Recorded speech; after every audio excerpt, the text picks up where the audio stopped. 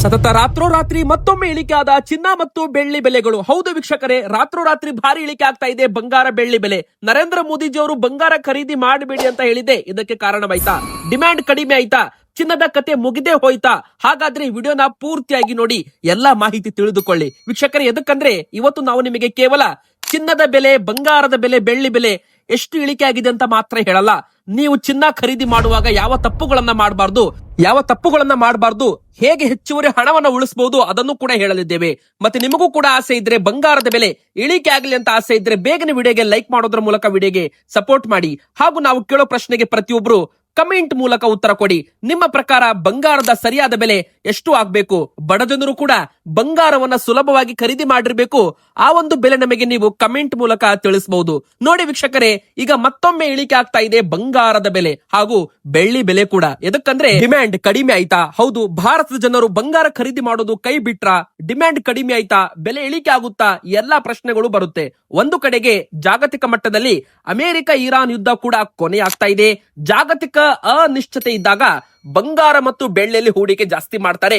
ಹೀಗಾಗಿ ಬಂಗಾರ ಬೆಳ್ಳಿ ಬೆಲೆ ಏರಿಕೆ ಆಗುತ್ತೆ. ಆದ್ರೆ ಈಗ ಯುದ್ಧ ಕೂಡ ಕೊನೆ ಆಗೋ ಸಾಧ್ಯತೆ ಇರೋದ್ರಿಂದ ಇಳಿಕೆ ಆಗ್ತಾ ಇದೆ. ನೀವು ನೋಡಬಹುದು ಚಾರ್ಟ್, ಬೆಳ್ಳಿ ಬೆಲೆ ಮೊನ್ನೆ 2,77,000 ರೂಪಾಯಿ ಇತ್ತು, ಆದ್ರೆ ಈಗ 2,67,000 ರೂಪಾಯಿ ಇದೆ. ಅಂದ್ರೆ ಹತ್ತತ್ರ 10,000 ರೂಪಾಯಿ ಕೇವಲ 2-3 ದಿನದಲ್ಲಿ ಇಳಿಕೆ ಆಗಿರುವಂತದ್ದು. ಯಾವಾಗ ಬೆಳ್ಳಿ ಬೆಲೆ ಇಳಿಕೆ ಆಗುತ್ತೆ ಅವಾಗ ಬಂಗಾರದ ಬೆಲೆ ಕೂಡ ಇಳಿಕೆ ಆಗುತ್ತೆ. ಇನ್ನು ಇಂಟರ್ನ್ಯಾಷನಲ್ ಮಾರ್ಕೆಟ್ ಅಲ್ಲಿ ಬಂಗಾರ $4,500 ಹತ್ರ ಕುಸಿತ ಕಂಡಿದ್ದು 4,400 ತನಕ ಬಂದಿದೆ. ಅಂದ್ರೆ ನೋಡಿ, ಯಾವಾಗ ಈ ಒಂದು ಇಂಟರ್ನ್ಯಾಷನಲ್ ಮಾರ್ಕೆಟ್ ಅಲ್ಲಿ ಈ ಒಂದು ಚಾರ್ಟ್ ನಲ್ಲಿ ಇಳಿಕೆ ಕಾಣುತ್ತೆ ನೋಡಿ, ಅವಾಗ ಭಾರತೀಯ ಷೇರು ಮಾರುಕಟ್ಟೆ ಕೂಡ ಭಾರಿ ಇಳಿಕೆ ಆಗುವಂತದ್ದು. ಹಾಗಾದ್ರೆ 1 ಕೆಜಿ ಬೆಳ್ಳಿ ಬೆಲೆ ಎಷ್ಟು? 2,80,000 ರೂಪಾಯಿ ಇದೆ. ನೋಡಿ, 1 ಕೆಜಿ ಬೆಳ್ಳಿ ಬೆಲೆ ಹೋದ ವಾರ 3,10,000 ರೂಪಾಯಿ ಇತ್ತು. ಎದಕ್ಕಂದ್ರೆ 15% ಆಮದು ಸುಂಕವನ್ನ ಏರಿಕೆ ಮಾಡಿರೋ ಕಾರಣ. ಆದ್ರೆ ಈಗ ಬೆಲೆ 2,80,000 ರೂಪಾಯಿಗೆ ಬಂದಿದೆ.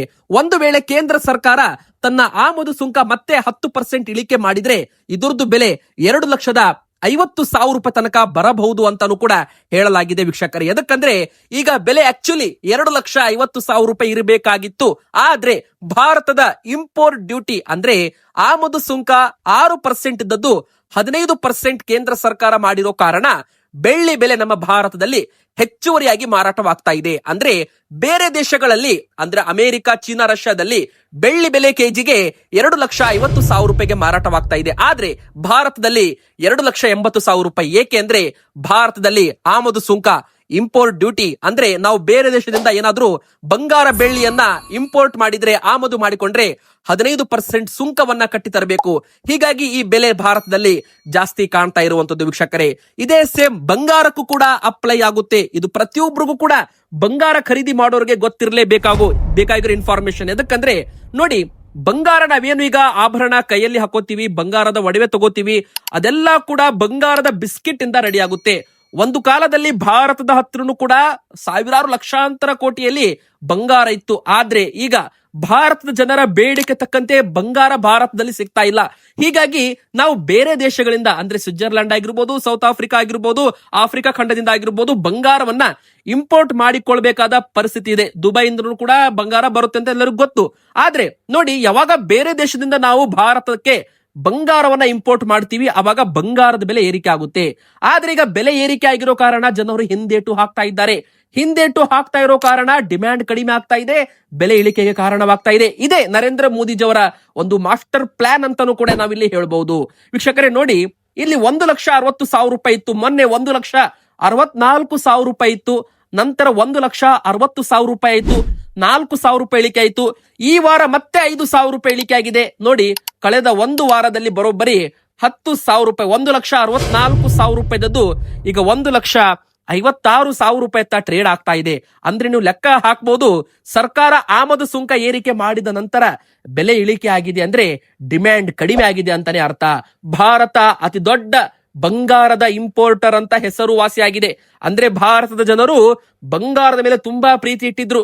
ನರೇಂದ್ರ ಮೋದಿಜಿಯವರು 1 ವರ್ಷಗಳ ಕಾಲ ಬಂಗಾರ ಖರೀದಿ ಮಾಡಬೇಡಿ ಅಂತ ಒಂದು ಸಲಹೆ ಮೇರೆಗೆ 40% ಆಮದು ಇಳಿಕೆ ಆಗಿದೆ. ಅಂದ್ರೆ ಡಿಮ್ಯಾಂಡ್ ಇಳಿಕೆ ಆಗಿದೆ ಅಂತಾನೆ ಅರ್ಥ. ಇದರ ಬೆನ್ನಲ್ಲೇ ಬೆಲೆ ಇಳಿಕೆ ಆಗ್ಲೇಬೇಕು ಅಂತಾನೂ ಕೂಡ ಇಲ್ಲಿ ಹೇಳಬಹುದು. ಆದ್ರೆ ನೋಡಿ ವೀಕ್ಷಕರೇ, ಕೇವಲ ಬಂಗಾರ ಭಾರತ ಮಾತ್ರ ಇಂಪೋರ್ಟ್ ಮಾಡಲ್ಲ.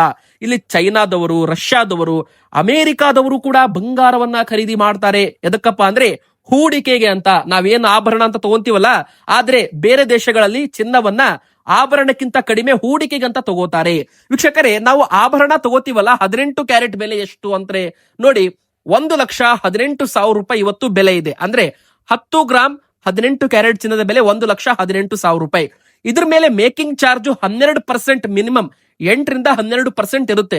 ನೀವು ಬಂಗಾರದ ಬಳೆ ತಗೊಳ್ಳಿ, ಆಭರಣ ತಗೊಳ್ಳಿ, ಅದು ಬೇರೆ ಬೇರೆ ಅಂಗಡಿಯಲ್ಲಿ ಬೇರೆ ಬೇರೆ ಚಾರ್ಜ್ ಇರುತ್ತೆ. GST 3%, ಎಲ್ಲಾ ಸೇರಿಸಿದ್ರೆ 1,36,000 ತನಕ ಆಗ್ತಾ ಇದೆ.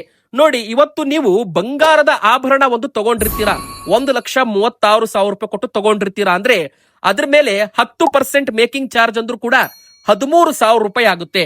ನೋಡಿ ವೀಕ್ಷಕರೇ, ನೀವು ಇವತ್ತು 1,36,000 ಕೊಟ್ಟು ಆಭರಣ ತಗೊಂಡಿರ್ತೀರಾ. ಅಂಗಡಿಯಿಂದ ಹೊರಗಡೆ ಬಂದು ಮತ್ತೆ ಒಳಗಡೆ ಹೋಗಿ ನೀವು ಮಾರಾಟ ಮಾಡಕ್ ಹೋಗ್ತೀರಪ್ಪ ಅಂದ್ರೆ ಅವಾಗ ಅವರು ಆ ಮೇಕಿಂಗ್ ಚಾರ್ಜ್ ಹಣ ನಿಮಗೆ ವಾಪಸ್ ಕೊಡಲ್ಲ. ಎದಕ್ಕಂದ್ರೆ ಅವರು ಮತ್ತೆ ಅದನ್ನ ಕರಗಿಸ್ಬಿಡ್ತಾರೆ, ಅದನ್ನ ಗಟ್ಟಿ ಬಂಗಾರದಲ್ಲಿ ತರಿಸ್ತಾರೆ. ಹೀಗಾಗಿ ಅವರು ರೆಡಿ ಮಾಡಿರೋ ಮೇಕಿಂಗ್ ಚಾರ್ಜ್ ವೇಸ್ಟೇಜ್ ಏನಿರುತ್ತೆ ಅದು 13,000-15,000 ನೀವು ನಷ್ಟ ಮಾಡ್ಕೋತೀರಾ. ಹೀಗಾಗಿ ಬಂಗಾರದ ಆಭರಣ ನೀವು ಯಾವಾಗ ತಗೋತೀರ ನೋಡಿ, ತಗೊಂಡ ತಕ್ಷಣವೇ ನಿಮಗೆ 13%-15% ನಷ್ಟ ಅಂತಾನೆ ಕ್ಯಾಲ್ಕುಲೇಷನ್ ನೀವು ಮಾಡಬೇಕು. ಯಾವಾಗ ಬಂಗಾರ ಇನ್ಫ್ಲೇಷನ್ ಮೂಲಕ ರೇಟ್ ಏರಿಕೆಯಾಗಿ 2 ಲಕ್ಷ ರೂಪಾಯಿ ಆಗುತ್ತೆ ನೋಡಿ, ಅವಾಗ ಮಾತ್ರ ನಿಮಗೆ ಲಾಭ ಅಂತ ನೀವು ತಿಳ್ಕೋಬೇಕು. ಅದೇ ತರ ಬೆಳ್ಳಿಗೂ ಕೂಡ ಇದು ಅಪ್ಲೈ ಆಗುತ್ತೆ. ನೋಡಿ, ತುಂಬಾ ಜನರಿಗೆ ಗೊತ್ತೇ ಇಲ್ಲ, ಬಂಗಾರ ಖರೀದಿ ಮಾಡಬೇಕು ಅಂತ ಪ್ಲಾನ್ ಮಾಡಿರ್ತಾರೆ, ಆದ್ರೆ ಅವರು ಆಭರಣದಲ್ಲಿ ಹೂಡಿಕೆ ಮಾಡ್ತಾರೆ. ಅವರು ಅಲ್ಲಿ ದೊಡ್ಡ ತಪ್ಪು ಮಾಡ್ತಾರೆ. ನೀವು ಆಭರಣದಲ್ಲಿ ಹೂಡಿಕೆ ಮಾಡಿ ನಂತರ ಮಾರಾಟ ಮಾಡ್ತೀರಪ್ಪ ಅಂದ್ರೆ ನಿಮಗೆ ನಷ್ಟವೇ ಹೊರತು ಲಾಭ ಅಂತೂ ಸಿಗಲ್ಲ. ಇನ್ನು ಎರಡನೇದಾಗಿ, ಹೂಡಿಕೆ ಮಾಡ್ಲೇಬೇಕು ಅಂದ್ರೆ ನೀವು ಗಟ್ಟಿ ಬಂಗಾರ ತಗೋಬೇಕು ಅಥವಾ ಗಟ್ಟಿ ಬೆಳ್ಳಿ ತಗೋಬೇಕಾಗುತ್ತೆ. ನೋಡಿ ವೀಕ್ಷಕರೇ, ಗಟ್ಟಿ ಬೆಳ್ಳಿ ಅಂದ್ರೆ ಬಿಸ್ಕಿಟ್ ಅಂತ ನಾವು ಕರಿತೀವಿ. ಬಿಸ್ಕಿಟ್ ಅಂದ್ರೆ ಏನು, ಅದ್ರ ಮೇಲೆ ಯಾವುದೇ ರೀತಿ ಒಂದು ಮೇಕಿಂಗ್ ಚಾರ್ಜ್ ಇರಲ್ಲ, ವೇಸ್ಟೇಜ್ ಕೂಡ ಇರಲ್ಲ. ಅದು ಪ್ಯೂರ್ ಬಂಗಾರ ಆಗಿರುತ್ತೆ, 24 ಕ್ಯಾರೆಟ್ ಆಗಿರುತ್ತೆ, 999 ಪ್ಯೂರಿಟಿ ಆಗಿರುತ್ತೆ ವೀಕ್ಷಕರೇ. ಅದೇ ತರ ಬೆಳ್ಳಿ ಕೂಡ 999 ಪ್ಯೂರಿಟಿ ಸಿಗುತ್ತೆ. ಅಂದ್ರೆ ಗಟ್ಟಿ ಬೆಳ್ಳಿನೂ ಸಿಗುತ್ತೆ, ಬೆಳ್ಳಿ ಆಭರಣನೂ ಸಿಗುತ್ತೆ. ಹೀಗಾಗಿ ನೀವು ಹೂಡಿಕೆ ಮಾಡಬೇಕು ಅಂತ ಪ್ಲಾನ್ ಮಾಡಿದ್ರೆ ನೀವು ಗಟ್ಟಿ ಬಂಗಾರ ತಗೊಳ್ಳಿ, 24 ಕ್ಯಾರೆಟ್ ತಗೊಳ್ಳಿ. ಅದರಲ್ಲಿ ನೀವು ಮತ್ತೆ ಮಾರಾಟ ಮಾಡ್ತೀರಪ್ಪ ಅಂದ್ರೆ ಇವತ್ತು 1,50,000 ತಗೊಂಡಿರ್ತೀರಾ, ನಾಳೆ 1,80,000 ಆದ್ರೆ ನೀವು ಮಾರಾಟ ಮಾಡಿದ್ರೆ 25,000-30,000 ನಿಮಗೆ ಲಾಭ ಅಂತಾನೆ ಹೇಳ್ಬಹುದು. ಅದೇ ಒಂದು ಆಭರಣ ತಗೋತೀರಾ, 1,50,000 ತಗೊಂಡಿರ್ತೀರಾ, 1,80,000 ಆಗುತ್ತೆ. ಮತ್ತೆ ನೀವು ಮಾರಾಟ ಮಾಡ್ತೀರಾ ಅಂದ್ರೆ 30,000 ಮೇಕಿಂಗ್ ಚಾರ್ಜ್ ಲೆಸ್ ಮಾಡಿದ್ರೆ ಮತ್ತೆ ನಿಮಗೆ ಕೈಯಲ್ಲಿ ಬರೋದು 1,50,000 ಮಾತ್ರ. ಎದಕ್ಕಂದ್ರೆ ಅದು ಆಭರಣವಾಗಿರುತ್ತೆ, ಬಂಗಾರ ಆಗಿರಲ್ಲ. ತುಂಬಾ ಜನ ಎಲ್ಲಿ ಮೋಸ ಹೋಗ್ತಾರಪ್ಪ ಅಂದ್ರೆ ಹಾಲ್ ಮಾರ್ಕ್ ಇಲ್ಲದಿರೋ ಬಂಗಾರ ತಗೊಂಡು ಮೋಸ ಹೋಗ್ತಾರೆ. 18 ಕ್ಯಾರೆಟ್ ಬಂಗಾರ ತಗೋತೀರಾ, ಆದ್ರೆ ಅದರಲ್ಲಿ ಹಾಲ್ ಮಾರ್ಕ್ ಇರಲ್ಲ, BIS ಮಾರ್ಕ್ ಕೂಡ ಇರಲ್ಲ. ಹೀಗಾಗಿ ಅಲ್ಲಿ ನಿಮಗೆ ಆ ಒಂದು ಬಂಗಾರಕ್ಕೆ ಗ್ಯಾರಂಟಿ ಕೂಡ ಯಾರು ಕೊಡೋದಿಲ್ಲ. ನೀವು ಮುಂದೆ ಸಾಲ ತಗೋತೀರಾ ಅಂದ್ರೂ ಕೂಡ ಆ 18 ಕ್ಯಾರೆಟ್ ಚಿನ್ನದ ವ್ಯಾಲ್ಯೂಯೇಷನ್ಗೆ ತುಂಬಾ ಕಡಿಮೆ ವ್ಯಾಲ್ಯೂಯೇಷನ್ ಹಿಡಿತಾರೆ. ಎದಕ್ಕಂದ್ರೆ ಹಾಲ್ ಮಾರ್ಕ್ ಇಲ್ಲದೆ ಇರೋ ಕಾರಣ. ನೀವು ಹಾಲ್ ಮಾರ್ಕ್ ಇದ್ದ 18 ಕ್ಯಾರೆಟ್ ತಗೊಳ್ಳಿ, 22 ಕ್ಯಾರೆಟ್ ತಗೊಳ್ಳಿ, ಹಾಲ್ ಮಾರ್ಕ್ ಇದ್ದ ಬಂಗಾರ ತಗೊಳ್ಳಿ. ಇನ್ನು HUID ಕೋಡ್ ಇರೋ ಬಂಗಾರ ತಗೊಂಡ್ರಂದ್ರು ತುಂಬಾ ಒಳ್ಳೇದು ಅಂತಾನು ಕೂಡ ಇಲ್ಲಿ ಹೇಳ್ಬಹುದು ವೀಕ್ಷಕರೇ. ನೋಡಿ, ಈಗಿನ ಕಾಲದಲ್ಲಿ ಬಂಗಾರದ ಆಭರಣ ತಗೋತೀರಾ, ನೀವು ಒಂದು ಆಭರಣ ತಗೋತೀರಾ ಅಂದ್ರೆ 22 ಕ್ಯಾರೆಟ್ ತಗೋತೀರಾ ಅಂದ್ರೆ ನೋಡಿ, ಇದರದ್ದು ಬೆಲೆ 1,44,500 ಇದೆ 10 ಗ್ರಾಮ್ಗೆ. ಇದ್ರ ಮೇಲೆ 12% ಮೇಕಿಂಗ್ ಚಾರ್ಜ್ ನಾವು ಹಿಡಿದ್ರೆ 17,000 ತನಕ ಆಗುತ್ತೆ. ಇದು ನೀವು ಎಕ್ಸ್ಟ್ರಾ ಕೊಡ್ಬೇಕಾಗುತ್ತೆ. GST 3%, total 4,855. Total 10 gram 22 carat ಚಿನ್ನದ ಬೆಲೆ 1,66,000 ತನಕ ಆಗ್ತಾ ಇದೆ. ಆದ್ರೆ ಇಲ್ಲಿ ಮೇಕಿಂಗ್ ಚಾರ್ಜ್ ಅಲ್ಲಿ ನೀವು ಚೌಕಾಸಿ ಮಾಡಬಹುದು. ನೋಡಿ, ಕೆಲವು ಅಂಗಡಿಗಳಲ್ಲಿ 5% ಮೇಕಿಂಗ್ ಚಾರ್ಜ್ ತಗೋತಾರೆ, ಕೆಲವು ಕಡೆಗೆ 10% ತಗೋತಾರೆ, ಕೆಲವರಿಗೆ 15% ತಗೋತಾರೆ, ಕೆಲವೊಂದು ಕಡೆಗೆ 20-30% ಕೂಡ ತಗೋತಾರೆ. ವೀಕ್ಷಕರೇ, ನೀವೇನ್ ಮಾಡ್ಬೇಕು, ಎಲ್ಲಿ ಕಡಿಮೆ ಬೆಲೆಗೆ ನಿಮಗೆ ಮೇಕಿಂಗ್ ಚಾರ್ಜ್ ಮಾಡಿ ಕೊಡ್ತಾರೆ ಅಂದ್ರೆ ಹಾಲ್ ಮಾರ್ಕ್ ಇದ್ದ ಬಂಗಾರ ಮಾರಾಟ ಮಾಡಬೇಕು. ಎರಡನೇದ್ದು, ಮೇಕಿಂಗ್ ಚಾರ್ಜ್ ಎಲ್ಲಿ ಕಡಿಮೆ ಇರುತ್ತೆ, ಎಲ್ಲಿ ವೇಸ್ಟೇಜ್ ಕಡಿಮೆ ತಗೋತಾರೆ, ಅಲ್ಲಿ ನೀವು ಬಂಗಾರ ತಗೊಂಡ್ರೆ ನಿಮಗೆ ಹೆಚ್ಚು ಉಳಿತಾಯವಾಗುತ್ತೆ. 1,66,000 ಆಗೋದು ನಿಮಗೆ 1,55,000 ಆಗ್ಬಹುದು ನೀವು ಮೇಕಿಂಗ್ ಚಾರ್ಜ್ ಕಡಿಮೆ ಮಾಡಿಸಿದ್ರೆ. ಕೆಲವರು ಬಂಗಾರದ ಬೆಲೆ ನಿಮಗೆ ಕಡಿಮೆ ಹೇಳ್ತಾರೆ, ಮಾರ್ಕೆಟ್ ಅಲ್ಲಿಕ್ಕಿಂತನೂ ಕಡಿಮೆ ಬೆಲೆಗೆ ಬಂಗಾರ ಕೊಡ್ತೀವಿ ಅಂತ ಹೇಳ್ತಾರೆ, ಆದ್ರೆ ಮೇಕಿಂಗ್ ಚಾರ್ಜ್ ಡಬಲ್ ಹೇಳ್ತಾರೆ. ಈ ತರ ಅವರು ಬ್ಯಾಲೆನ್ಸ್ ಅನ್ನ ಮಾಡಿ ವ್ಯಾಪಾರವನ್ನ ಮಾಡ್ತಾರೆ. ಇದು ಕೂಡ ನಿಮಗೆ ಗೊತ್ತಿರಲಿ. ಇನ್ನು ಮತ್ತು ಜನ ಎಲ್ಲಿ ಮೋಸ ಹೋಗ್ತಾರಪ್ಪ ಅಂದ್ರೆ ಬೆಲೆ ಹೆಚ್ಚಿಗೆ ಇದ್ದಾಗ ಖರೀದಿ ಮಾಡ್ತಾರೆ. ಒಟ್ಟಿಗೆ 10 ಗ್ರಾಮ್ದು ಒಂದು ನೆಕ್ಲೆಸ್ ಆರ್ಡರ್ ಕೊಟ್ಟು ಬಿಡ್ತಾರೆ. ಆ ತರ ನೀವು ಮಾಡಬಾರ್ದು ವೀಕ್ಷಕರೇ. ನೀವು ಯಾವಾಗ ಬೆಲೆ ಇಳಿಕೆ ಆಗುತ್ತೆ ನೋಡಿ, ಅವಾಗ ಸ್ವಲ್ಪ ಸ್ವಲ್ಪ ಬಂಗಾರವನ್ನ ಖರೀದಿ ಮಾಡೋದನ್ನ ಕಲಿಬೇಕು. ಅಂದ್ರೆ ಇವತ್ತು ಬಂಗಾರ 2,000 ರೂಪಾಯಿ 3,000 ರೂಪಾಯಿ 10 ಗ್ರಾಮ್ ಮೇಲೆ ಇಳಿಕೆ ಆಗಿದೆಯಾ? ಹಾಗಾದ್ರೆ ಇವತ್ತು 1 ಗ್ರಾಮ್ 2 ಗ್ರಾಮ್ ಹೋಗಿ ತಗೊಂಡ್ಬರ್ಬೇಕು. ಮತ್ತೆ ನಾಳೆ ಮತ್ತೆ ಇಳಿಕೆ ಆಯ್ತಾ, ಮತ್ತೆ ಹೋಗಿ 2-3 ಗ್ರಾಮ್ ತಗೊಂಡ್ಬನ್ನಿ. ಮತ್ತೆ ಇಳಿಕೆ ಆಯ್ತಾ, ಮತ್ತೆ ತಗೊಂಡ್ಬನ್ನಿ. ಈ ತರ ಮಾಡಿ ನೀವು 10 ಗ್ರಾಮ್ ಕೂಡಿಸಿದ್ರೆ ಮಾರ್ಕೆಟ್ ಅಲ್ಲಿ 1,50,000 ರೂಪಾಯಿ ಇದ್ರೆ ನಿಮಗೆ 1,45,000 ರೂಪಾಯಿಗೆ ಬಂಗಾರ ಸಿಕ್ಕಿರುತ್ತೆ. ಅಂದ್ರೆ ನೀವು ಕಡಿಮೆ ಇದ್ದಾಗ ತಗೊಂಡಿರ್ತೀರಲ್ಲ, ಹೀಗಾಗಿ ನಿಮಗೆ ಒಂದು ಪ್ಲಸ್ ಪಾಯಿಂಟ್ ಅಂತ ಹೇಳ್ಬೋದು. ಇದಕ್ಕೆ ಎವರೇಜ್ ವ್ಯಾಲ್ಯೂ ಅಂತಾನು ಕೂಡ ಕರೀತಾರೆ.